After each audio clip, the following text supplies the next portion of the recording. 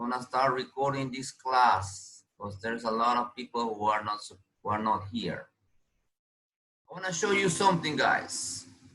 I'll show you something. Now, as I see over here, only Atencio David, María Escobar, Gil Ashley, Gutierrez Liz, Torres, y Sue. Son los únicos, are the only one who has sent me already the assessment and the vocabularies. I haven't seen it yet, but these are the only ones, who has sent me already all documents. Now remember, the test that you had yesterday, is only 30 points. 30 points. Okay. Now the other 20 points in order to get your 5. Okay, the other 20 belongs to the assignments and vocabulary that you are sending me.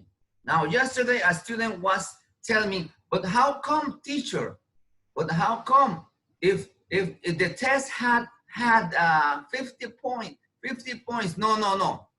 The test represents 30 points. Okay. Now the other 20, in order to get your total of 5, in order to get the maximum evaluation, you need to send me correctly. Okay, correctly your vocabularies and your assignment and everything that I ask you to send me. Okay, guys, please. Because you think that because you did yesterday's test and if you got the maximum score, then you're gonna get 5. No. That represents only 30 points out of the total. The total is the test plus the assignment. The test was yesterday and now you have to send me, and you have until Sunday to send me the assignment, and then I'm going to evaluate your assignments.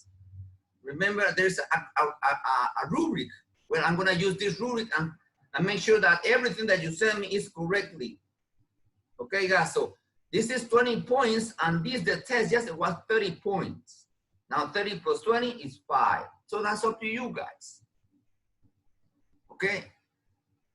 Ayer creo que solamente hubo un estudiante que sacó 5, me parece. I don't remember. But anyway, only one student who got 5. Only one. The rest, 48, 44, 4, 38, 36. Okay, guys, so, okay, let's begin today's class. Now, today's class is very simple. Now, according to my clock, it's 2:10.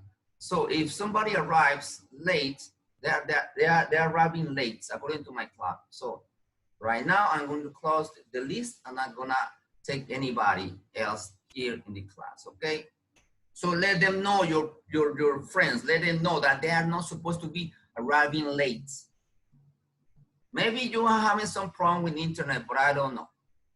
Then you have to explain it to the school why you didn't get early here in the class, okay? Or maybe if you send me an email, something like that, okay? So, okay, let's begin today's class. Now, today's class is very, very simple class.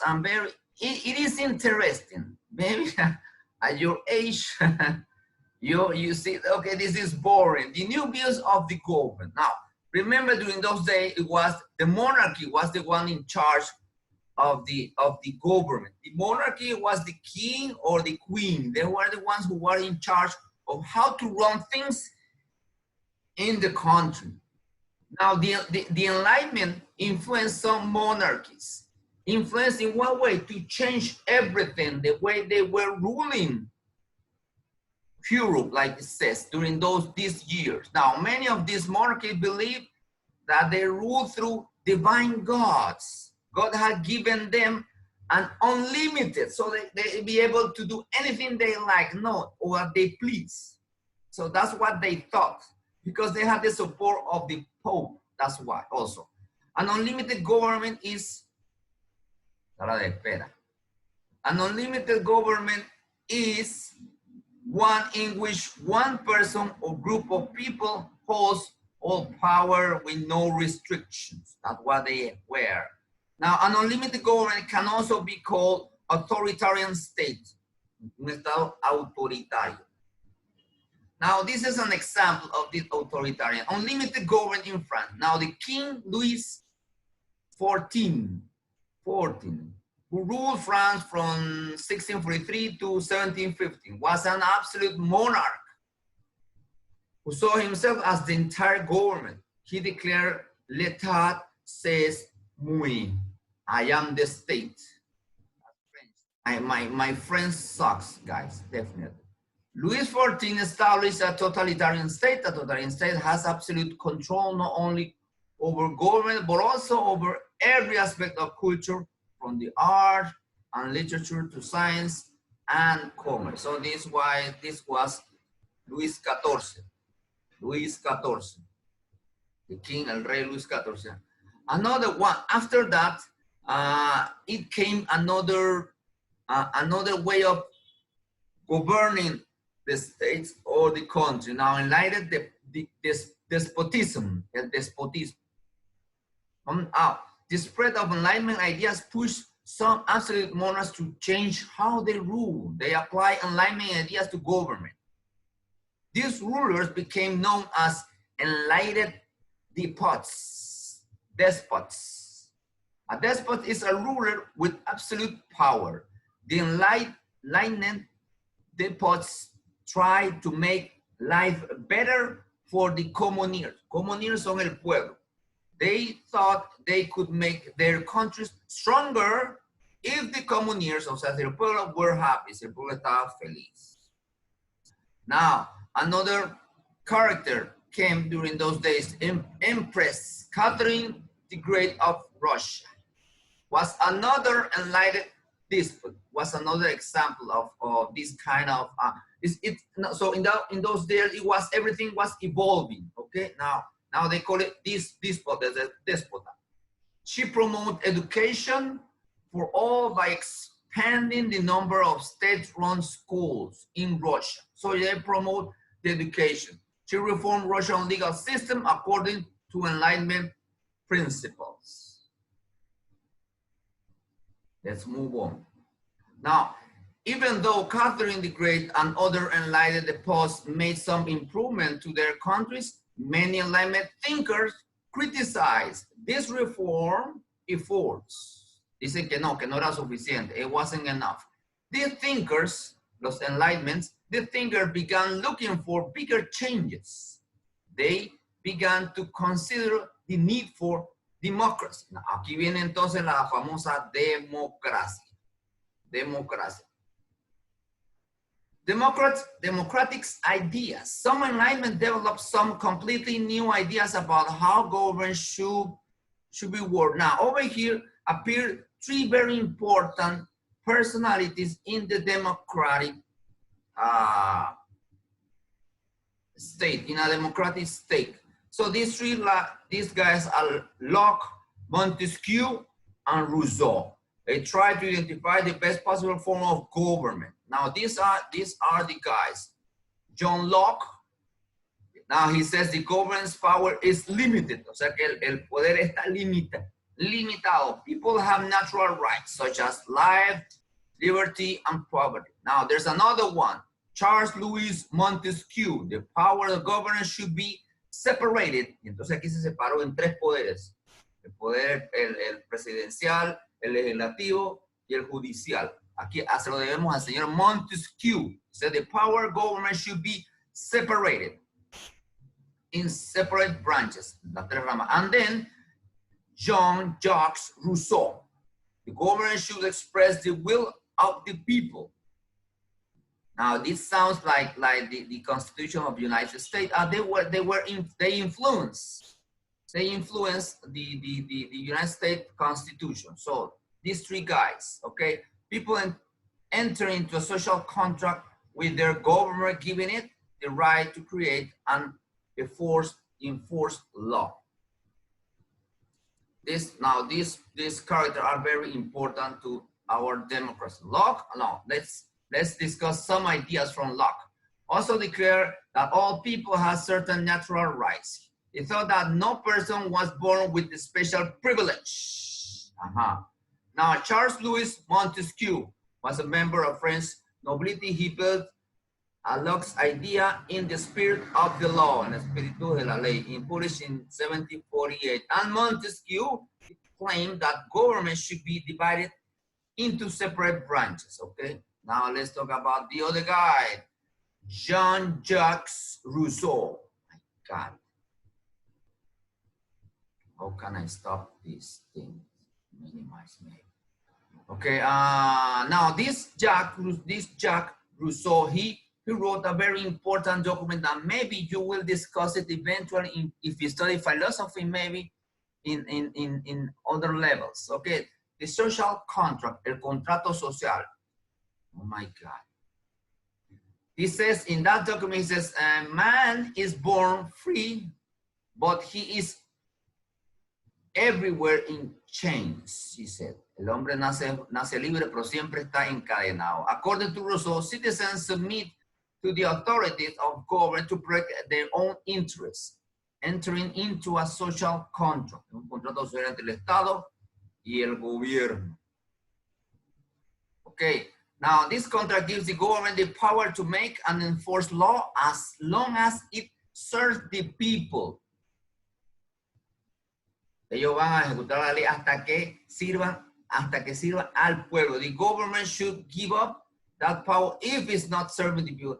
El gobierno debe renunciar a esta ley si está lastimando o no está beneficiando al pueblo. So these three characters are very important in this period. Now, enlightenment in America. Now, all these people remember during those days, people were colonizing America or United States. There were a lot of people from France and from England. Okay, ideas of these three philosophers spread throughout Europe, and then the British colonies living in North America. Enlightenment ideas would have a big effect on history of the America. Now over here there is a timeline where describe how this been happening through years, and then in 1776, Benjamin Franklin argued he went to England because there was some disagreement with the people here in America and the people in England because they were asking for some taxes, and he went to England to discuss this problem, and then because of that began this civil war against the British, and they got their independence from the British people. British policy in North America. In North America, the French and British had many disagreements. Remember, they were the one who colonized some areas in North America. This conflict led to war. Even though the British eventually defeated the French, years of fighting cost Britain a lot of money. Entonces le hizo perder mucha plata, y entonces lo que decidió es vamos a crear unos impuestos para recuperar lo que perdimos, pero esos impuestos le van a quitar lo que estábamos aquí, bueno, lo que estaban allá en North America, okay? This British government created new taxes in the colonies to pay its war debts, las deudas de su guerra, a los de la colonia, los que estaban allá. One tax added to cost on melaza. Another tax called the stamp tax, el impuesto de la estampilla. Received colonies to pay a tax on newspapers, as if I comprar unos periódicos, some legal documents, and other printed material. They had to pay tax. Now, second part over here, colonists view, o sea, los colonistas, o sea, los norteamericanos que estaban allá, que vivían ahí, el punto de vista de ellos. Colonists view. Many colonial leaders were familiar with the idea of the Enlightenment. They were familiar with Jacques Rousseau, all these guys. Now, two leaders in particular, Benjamin Franklin and Thomas Jefferson, applied those ideas from Locke, Rousseau, and Montesquieu, remember, to colonists' complaints. In 1766, philosopher and scientist Benjamin Franklin went to London in representation of these colonies. There, he addressed to House of Commons in Parliament. He argued that British government had no right to tax the colonies because they had no representation in Parliament over there in America. The riots there were some riots over there back in America. Riots persuaded the British government to get rid of the Stamp Act. Ellos entonces decidieron borrar ese impuesto. Thomas Jefferson, that's the other character in America. Thomas Jefferson was a farmer, scientist, and scholar. He had been influenced by scientific revolution. John Locke was another sort of inspiration. In keeping with Locke's idea, Jefferson believed that Britain had no right to govern or impose tax in his colonies. Now, guys, over here now, this is the summary about today's class. Now, over here, I brought another video that talks about the same topic in order to, which one? Enlightenment, this one. Let's put this one, social contract. That talks about these three famous thinkers, okay? John Locke, Montesquieu, and the other one, Jacques Rousseau, okay? Had several other theories and ideas that have had huge impacts across the world, even well after he died. Three we've already discussed are his blank slate or tabula rasa theory, his description of inalienable rights of life, liberty, and property, and his insistence on the separation of the powers of government. I don't know if you can hear it. Let me make sure that everything is... Yes, we can. Yes, you are hearing. Okay, I thought... Yes. Hearing. Okay, sorry. I just wanted to make sure. Okay, hold on. Let them... Let this guy enter. But they have absence. Okay, now let's watch the video. Where is it? Where was it? No, this is the one. Here it is. And ideas that have had huge impacts across the world, even well after he died. Three we've already discussed are his blank slate or tabula rasa theory, his description of inalienable rights of life, liberty, and property, and his insistence on the separation of the powers of government. It's important to keep in mind that not many of Locke's ideas are particularly original, but they gained the most popularity due to the Enlightenment. Locke was a prolific philosopher, writing well over a dozen long works in his lifetime, some of which were published after his death. In the last video, I briefly mentioned his two treatises of government, which was published anonymously in 1689. This is one of his most famous essays, and it's as long as several books, and he talks about a whole bunch of different topics that have a great deal of relevance today. We're going to look at just one of these today, called social contract theory. Since Socrates and the ancient Greeks, philosophers have been talking about the idea of a social contract, but the Enlightenment and John Locke changed the way that we view it today. First of all, what is the social contract theory? Socrates defined it as an agreement between people of a society to abide by laws and accept punishments. Basically, if you live in a society, you agree to follow the rules. But why should people join a society in the first place? Why wouldn't they live on their own? Philosopher Thomas Hobbes believed humans were evil in their natural state, and that society, government, and laws existed because humans needed them for protection. This concept was called the state of nature, and Hobbes believed it was the worst possible outcome imaginable. Locke, however, completely disagreed. He proposed that humans are inherently good and, because we are all born equal, that the elimination of government would lead to liberty and equality, where everyone's inalienable rights would be guaranteed by each other. Locke realized that some people might take more than their fair share, and it's because people want to guarantee the protection of their inalienable rights that they form governments or a social contract. All of these members sacrifice a little liberty to follow laws, but gain protection of their rights. Through his explanation of the social contract, Locke promotes the idea of popular sovereignty. Popular sovereignty is the belief that government is created by the members of social contracts, and that its power comes directly from them. Not only does the power come from the people, but they should also have some say in the way their society is run. Locke says that popular sovereignty is the only way to fairly govern any social contract. Because the ultimate power comes from the people and not God, sorry Carl, any society where the people can't make decisions about how to protect their own rights could form a new government, but what happens then is in the next video. Okay, time for some discussion questions. Number 1, can the divine right of kings exist in the same society that recognizes popular sovereignty? Number 2, how much liberty should people give up to the social contract in exchange for protection of their inalienable rights? Number 3. Whose version of the state of nature do you agree with, Hobbes or Locke? Why? Okay, okay. Now they summarize all their ideas of these guys' ideas regarding democracy. Okay, guys. Okay, so